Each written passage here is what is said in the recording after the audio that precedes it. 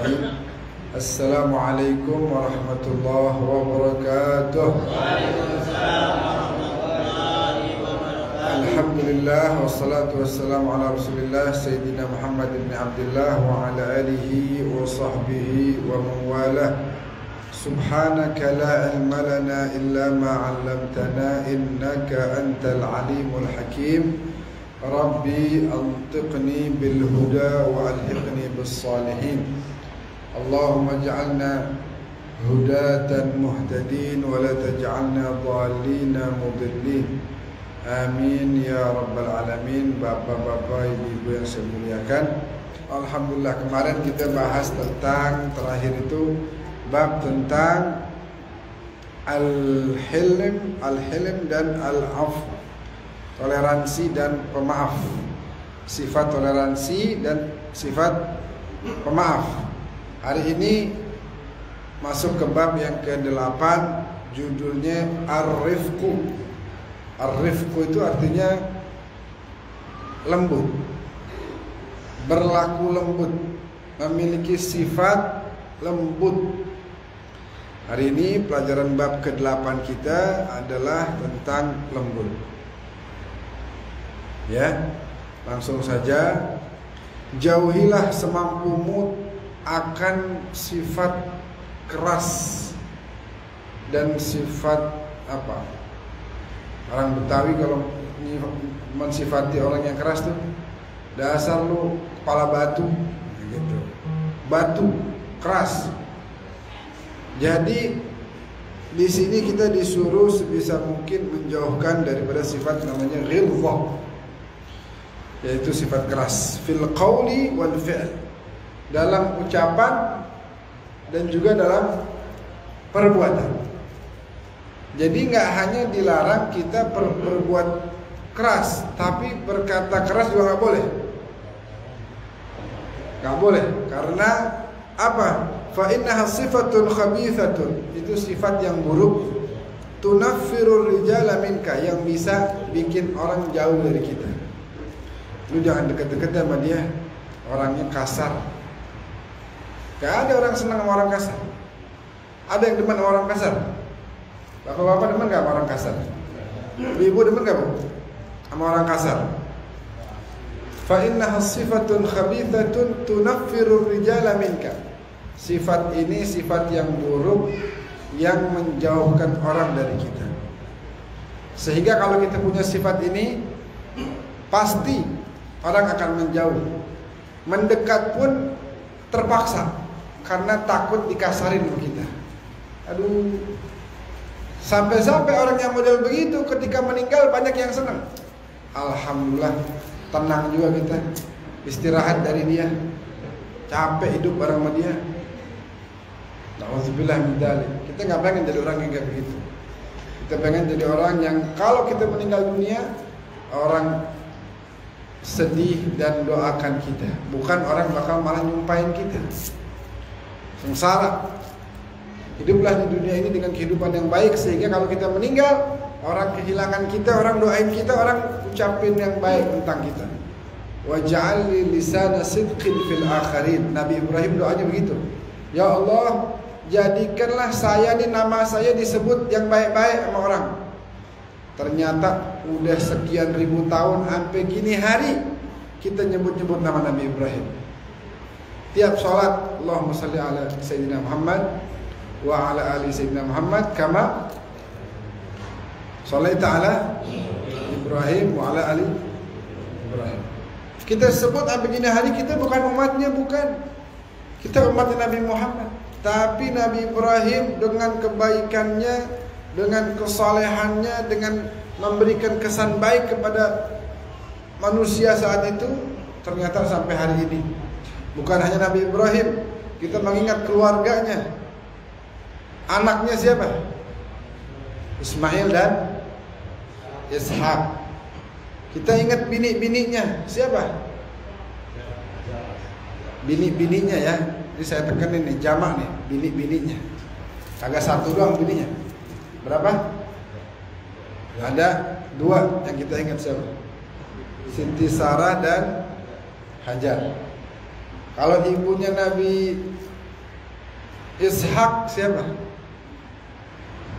Siti Sarah.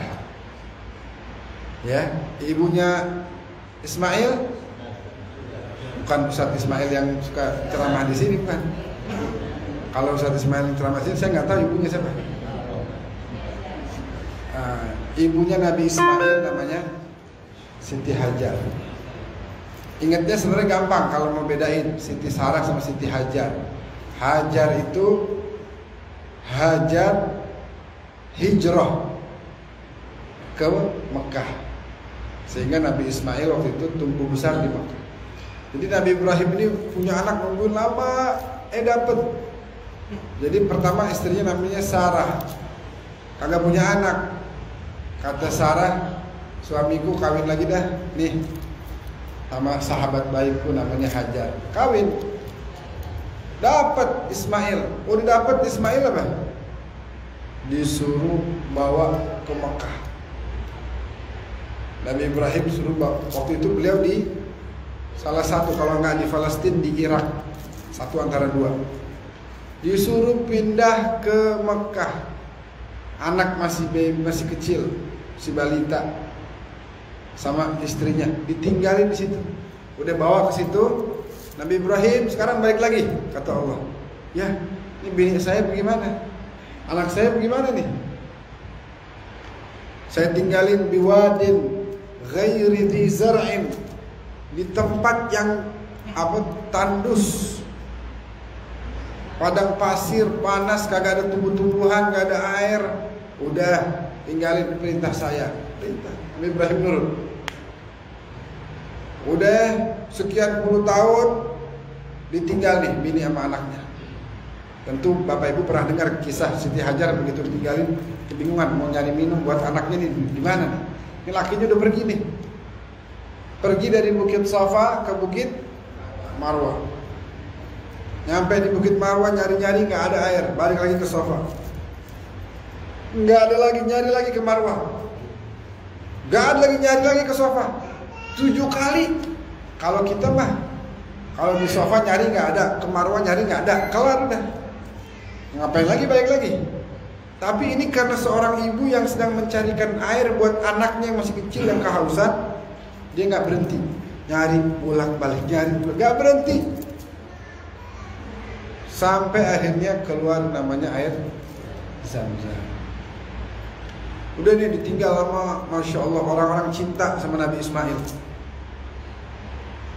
Nabi Ibrahim punya anak lagi, Ishak namanya. Udah sekian puluh tahun kangen sama anaknya. Gimana reman-remannya nih anak gue ya di Mekah nih, pasti udah ganteng apa.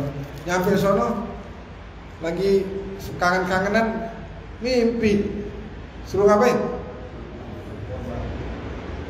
Sembelih nih anak lo nih. Anak ente Ibrahim sembelih. La ilaha illallah. Tempo hari lama gak punya anak suruh tinggalin di Mekah. Ya, suruh tinggalin di sana, berdua-duaan sama ibunya. Sekarang lagi udah sekian puluh tahun kagak ketemu, baru ketemu disuruh sembelih. Kalau modelan kita jadi nabi, kayaknya kita resign tuh, tanda tangan dah malaikat, saya mundur aja dah, batal jadi nabi dah.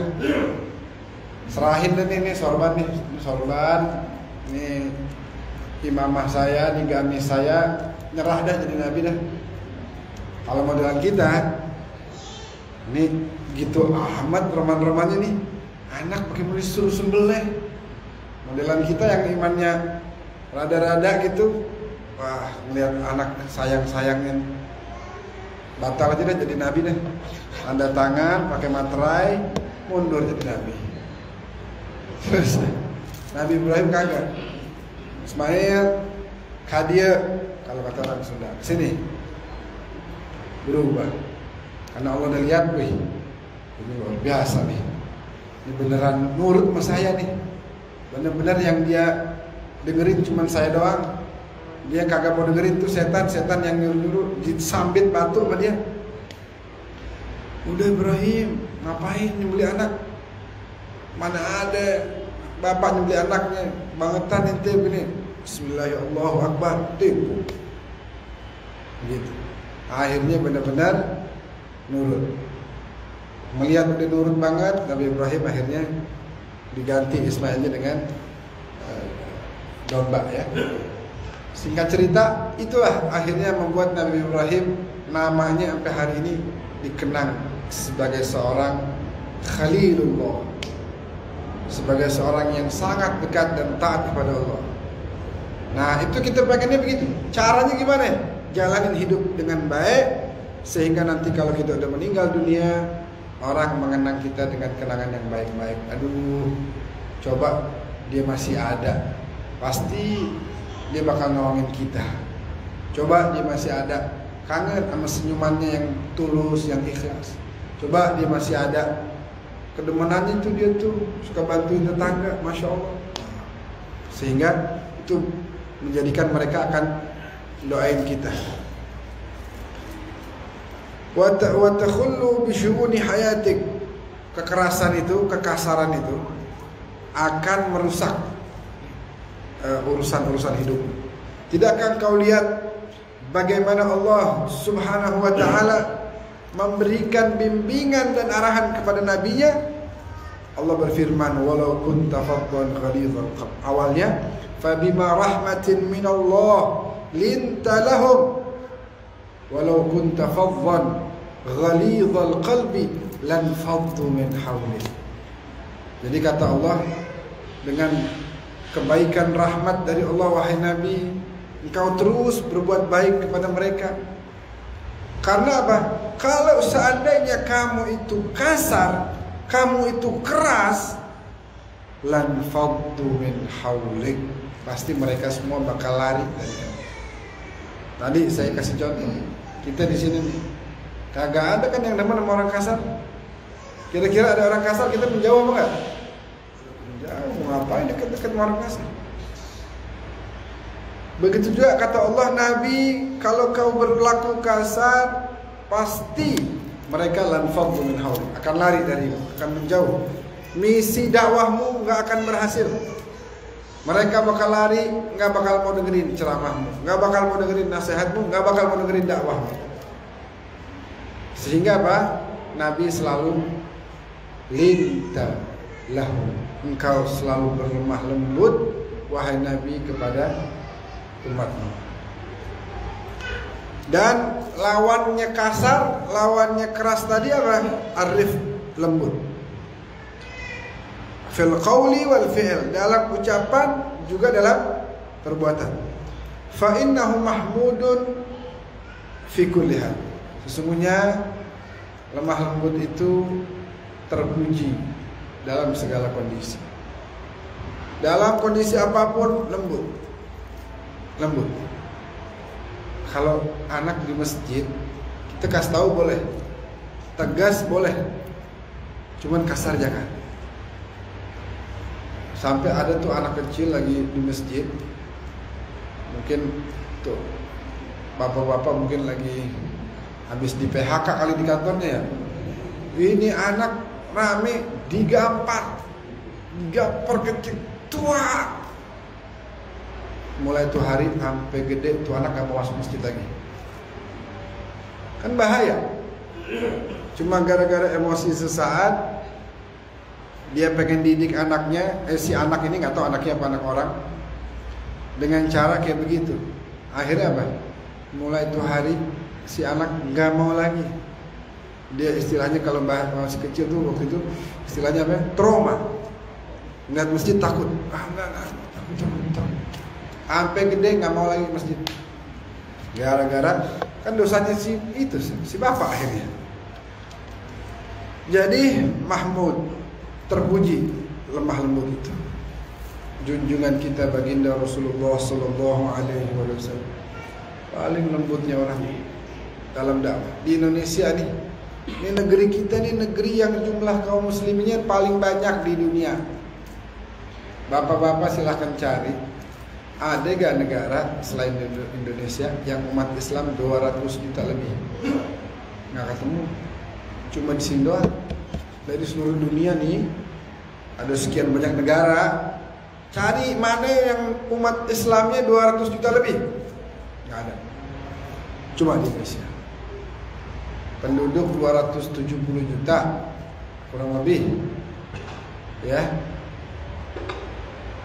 Umat Islamnya 200 berapa? Ada yang update nggak sekarang? 220 juta, ya.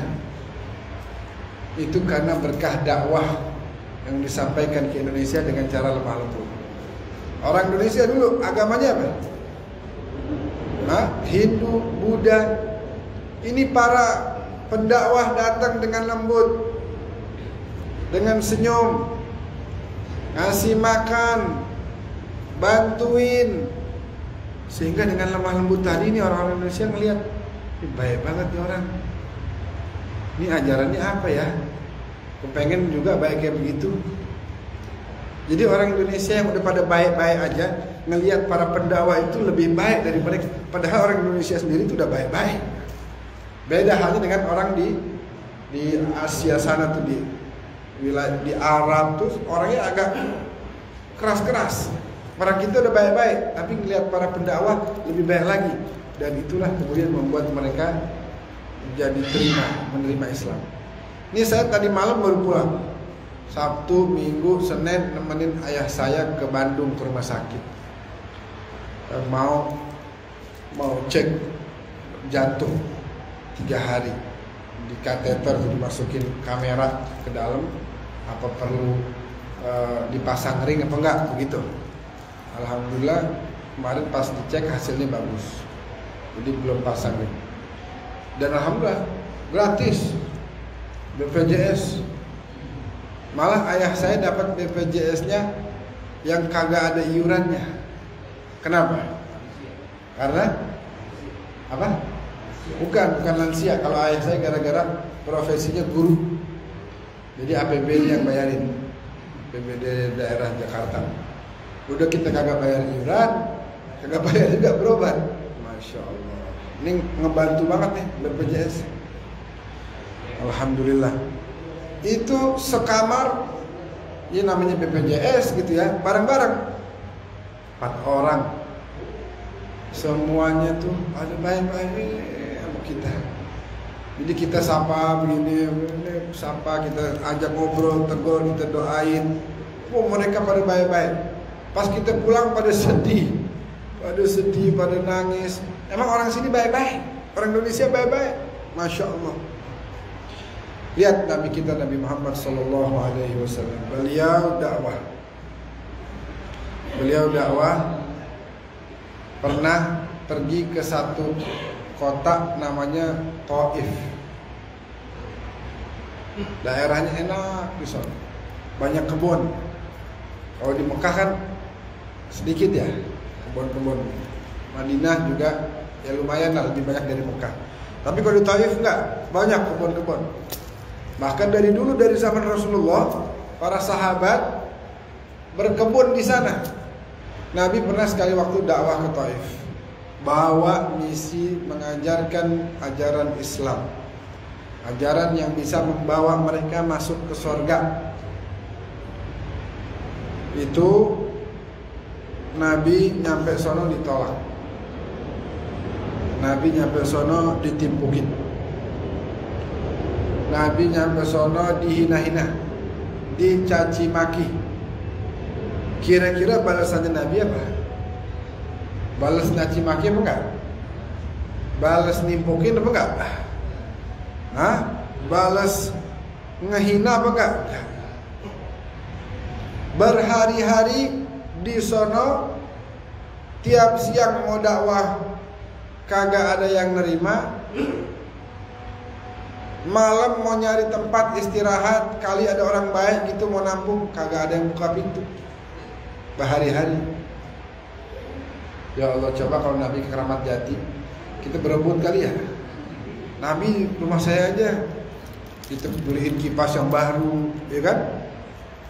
Kasur yang paling bagus. Nabi mau datang, pasti kita sambut. Ini kagak ada yang terima. Tutup pintu rapat-rapat. Kalau udah siang, mereka suruh anak-anaknya, lu keluar tuh orangnya itu timpukin. Berhari-hari Nabi Sampai udah sekian hari Nabi kalau istirahat di atas batu yang gede. Nabi istirahat bersama sahabat beliau Zaid. Singkat cerita, akhirnya Nabi udah sekian hari gitu, Nabi doa. Nabi berdoa. Doanya bukan nyumpahin mereka nih kan. Ya Allah, hancurin mereka nih. Ini mereka kurang ajar sama saya ya Allah. Ya Allah, balas dendam sama mereka. Ya Allah, timpa azabmu. Enggak. Allahumma inni asyku ilaika. Ya Allah, saya mau ngadu nih. Ngadu apa? Kira-kira ngadunya ngadu apa? Ngaduin kekasaran mereka? Enggak. Allahumma inni asyku ilaika dha'fa quwwati. Yang saya pengen adukan kepadamu, betapa aku lemah tanpamu ya Allah. Aku seorang manusia biasa yang terbatas, yang tidak memiliki daya upaya, melainkan aku hanya bersandar kepadamu, wahai yang maha kuat, wahai yang maha besar, wahai yang maha perkasa. Wa qillata hilati wa hawani 'alan nas. Saya mau ngadui ya Allah tentang betapa kecilnya kemampuan saya, betapa orang menganggap rendah kepada saya, betapa orang menyingkirkan saya tidak dianggap oleh mereka. Itu saya ingin mengadukan itu, makanya saya bersandar kepadamu ya Allah. Ya Allah, satu aja yang saya minta, satu yang saya minta. In lam yakun bika alayya ghadabun fala ubali. Ya Allah, ini kan saya gagal di dakwah nih. Satu yang saya minta, kau jangan marah kepada aku ya Allah. Padahal Nabi udah usaha yang maksimal, yang Allah gak mungkin gak menghargai perjuangan Nabi. Ditimpukin bukan hanya batu-batuan, tapi yang lebih dari itu, yang saya gak tega ngomong. Satu yang saya minta ya Allah, in lam yakun bika alayya ghadabun fala ubali. Tolong jangan marah kepada aku. Gak apa-apa, saya ridho, saya rela. Orang mau apain saya aja gak apa-apa. Gak apa-apa, gak ada artinya ini perjuangan saya dalam menyampaikan dakwah. Yang penting kau jangan marah ya Allah. Lihat tuh, baiknya Nabi. Ngelihat Nabi baiknya segitunya, malaikat gregetan. Malaikat gregetan datang, ya Rasulullah, nih saya nih malaikat yang jagain tuh gunung. Satu perintah darimu langsung saya angkat gunung ini, saya timpakan ke mereka. Jangan wahai malaikat. Perintah ya Rasulullah, sampaikan. Satu kata aja, lakukan, langsung aku lakukan. Jangan. Allahumma ighfir qaumi fa innahum la ya'lamun. Maafin mereka ya Allah, mereka enggak tahu. Mereka nolak saya ini gara-gara enggak tahu. Wahai malaikat, jangan kau hancurkan mereka.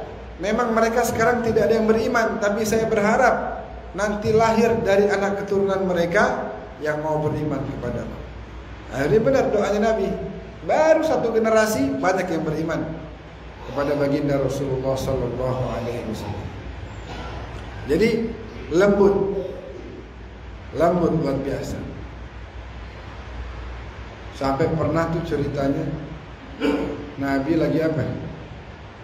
Nabi lagi tidur, istirahat, berteduh di bawah pohon. Ada orang datang bawa pedang. Muhammad, ini orang-orang kafir nih, kafir harbi. Muhammad, siapa yang bisa nolong kamu sekarang? Kamu sendiri nggak ada yang nemenin. Saya udah di atas kamu dan menghunuskan pedang di lehermu. Siapa yang bisa nolong kamu sekarang? Nabi dengan ucapannya yang penuh keikhlasan dan ketegaran, Nabi jawab, Allah. Ketika orang kafir yang mendengar nama Allah, dia bergetar dan pedangnya lepas. Itu Nabi bilang, kalau sekarang saya kuasai pedang kamu nih, pedang kamu udah saya pegang. Saya mau tanya sama kamu, siapa yang bisa menyelamatkanmu dari? Apa katanya orang? Yang bisa nyelamatin saya adalah kelembutan dan kebaikanmu wahai Rasulullah, wahai Muhammad. Nggak nyebut Rasulullah. Yang bisa nyelamatin saya adalah kamu ini orang baik, orang yang lembut, orang yang pemaaf. Kamu nggak mungkin. Nabi lepas tuh benar. Baik, kalau gitu saya ingin mengajakmu untuk beriman kepada Allah dan meyakini bahwa saya adalah utusan Allah. Enggak, saya nggak mau. Kalau kita udah kita tebas kali itu ya, udah kita kagak bunuh, ya kita tawarin satu, kita minta satu dia untuk beriman, nggak mau, kita bakal. Ini nggak Nabi. Nabi dakwah, sampaikan ini orang nggak mau. La ikraha fid din, nggak ada paksaan dalam agama. Sehingga orang ini bilang, saya nggak akan beriman kepadamu, tapi saya janji karena kebaikanmu ini kepada saya nggak akan ganggu kamu lagi dan nggak akan ganggu dakwahmu. Silakan kau berdakwah dengan nyaman. Pulang nih orang, sampai ke rumahnya dia bilang sama anak-anaknya, nah, kamu mau tahu orang baik? Orang baik itu namanya Muhammad bin Abdullah. Itu orang baik. Sehingga itu anak-anaknya ada beberapa 3 atau 4 orang, ngeliatin tiap hari itu. Mana yang kata bapak saya baik, mana tuh orang itu? Dia tuh, baik banget, senyumnya indah banget, masya Allah, menghormatin orang, sering bantu orang, waduh, menghargai orang lain, ucapannya lembut, ucapannya indah didengar, enak. Akhirnya apa? Itu anaknya semuanya beriman kepada beliau. Itu anak-anak beriman kepada Nabi bukan gara-gara didakwahin, enggak, gara-gara ngelihat kelembutan Nabi. Mungkin kalau kita bisa nanya sama tuh anak-anak, ente beriman sama Nabi Muhammad gara-gara apa ya? Ente dijanjiin surga? Enggak, dia nggak pernah dengar dakwah ini. Ente ditakut-takutin masuk neraka? Enggak. Ente dikasih duit sama Nabi? Enggak.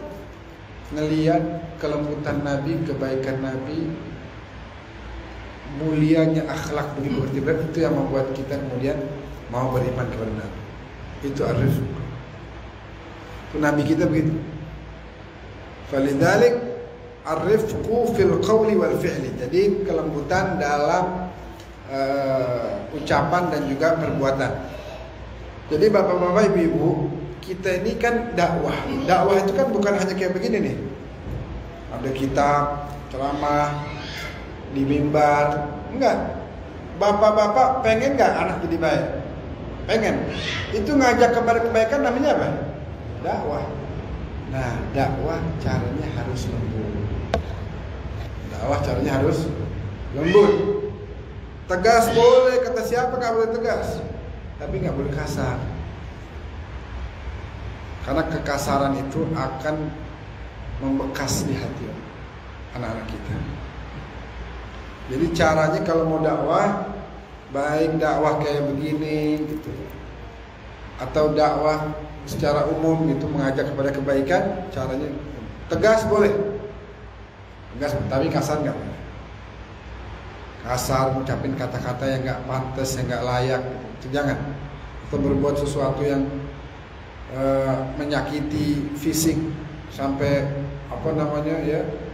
Jadi kalau bahasanya Al-Quran kan ada tuh, istri kalau begini pukul, kan ada tuh bahasa Al-Quran, ya kan? Lah, jangan asal baca terus main praktekin aja, jangan. Pukulnya bukan pukul begini. Pukulnya tuh pukul yang kira-kira dia merasa bahwa dia lagi ditegur. Jangan begitu. Nah, itu pukulnya tuh. Bukan pukul dibogem, dihajar begini, nggak boleh. Pukulnya tuh kayak misalnya pundaknya tuh kayak gini nih. Jangan begitu lagi, ya. Awas keluar nggak pakai jilbab lagi. Keluar harus tutup aurat. Nggak boleh begitu ya. Ya, tolong jaga kehormatanmu. Nggak boleh. Masa aurat dilihat sama orang lain? Nggak boleh begitu. Nah, itu tegas dan mukulnya itu kayak begitu. Itu dalam rangka supaya istri tersadarkan, bukan dalam rangka kita emosi gitu. Riwayat Rasulullah sallallahu alaihi wasallam Inna rifqa lam yudha' ala syai'in illa zanah wa la nuzi'a min syai'in illa syanah. Sesungguhnya kelembutan, kata Nabi, kalau diletakkan kepada sesuatu pasti kelembutan akan menghiasinya. Dan kalau diambil dari sesuatu pasti akan membuatnya buruk. Orang yang punya sifat lembut dapat kebaikan dunia wal akhirah. Lihat orang-orang yang dakwah ke sini. Begitu lembut sehingga diterima. Sampai sekarang kita kenang namanya Wali Songo, para tokoh-tokoh ulama-ulama terdahulu yang luar biasa yang berdakwah di Jawa, Sulawesi. Ada Habib Idrus bin Salim Al-Jufri di Sulawesi bangun berapa ratus atau mungkin sampai 1000 sekolah untuk mendidik, mengajar orang kepada Islam dan mendidik menjadi seorang muslim yang baik. Kita mengenang banyak para tokoh-tokoh kita. Ini kemarin nih belum lama kita kenang seorang ulama, berapa hari yang lalu diadakan haul memperingati seorang ulama di Yaman sana yang begitu banyak mengisi hidupnya dengan kebaikan demi kebaikan. Sampai udah 450 sekian tahun nih gini hari nih orang masih ngenang dia. Sayyidina Syekh Abi Bakar bin Salim dikenang, dibacain haul, tahlil, yasin, bacain Fatihah, disebut cerita-ceritanya, masa kecilnya begini, masa mudanya begini, masa tuanya begini. Kenapa? Biar kita yang zaman sekarang nih belajar dan coba mengamalkan yang sama dengan mereka orang-orang saleh. Ada qasidahnya beliau tuh yang sampai sekarang masih dibaca di sini. Ya Rabba Makkah was-Safa. Mungkin kalau pakai irama pada tahu kali. Ya Rabba Makkah was-Safa bi Muhammadin ighfir lana ya sami'an li du'ana. Itu isinya nasihat-nasihat yang indah. Fahumul muradu wa la yuradu siwahum fal qalbu munshagilun bihim fal qalbu munshagilun bihim walhana. Itu begitu isinya nasihat. Wahumul murad, mereka nih orang-orang soleh tuh itu adalah orang yang saya senengin, mereka kedemenannya saya orang-orang soleh. Kita juga harus begitu, punya kedemenan tuh orang-orang soleh. Kita harus punya idola orang-orang soleh. Yang paling soleh siapa? Manusia paling soleh Nabi kita, Nabi besar Muhammad Sallallahu Alaihi Wasallam. Jadikan beliau sebagai idola kita, pelajari seperti apa sejarah kehidupannya. Insya Allah dengan begitu kita akan jadi lebih baik lagi, ibu ya, pelajarin sejarah istri-istri Rasulullah Sallallahu Alaihi Wasallam, putri-putri Rasulullah, para sahabat-sahabat wanita, pelajarin sejarahnya biar kita bisa niru, biar kita bisa menjadi ahli surga bersama beliau semuanya. Amin ya rabbal alamin. Saya rasa cukup sampai di sini. Terima kasih banyak atas waktunya. Hadanallahu wa iyyakum ajmain. Allahul muwaffiq ila aqwamit thariq. Assalamualaikum warahmatullahi wabarakatuh.